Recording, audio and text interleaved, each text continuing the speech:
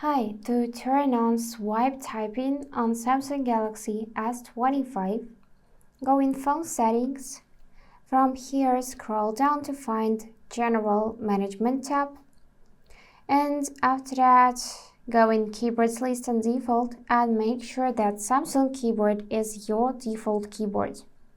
Then go back in Settings, choose your Samsung keyboard. Then scroll a bit down and find this section Swipe, Touch and Feedback. Then simply pick First Tap and from No Swipe Gestures switch to Swipe to Type by tapping it. And now let's try this out. I'm gonna trigger my keyboard and swipe on it like that.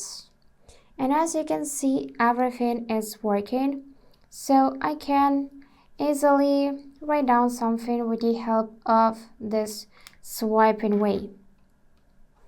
And that's it for today. If this video was helpful, please subscribe, like and comment.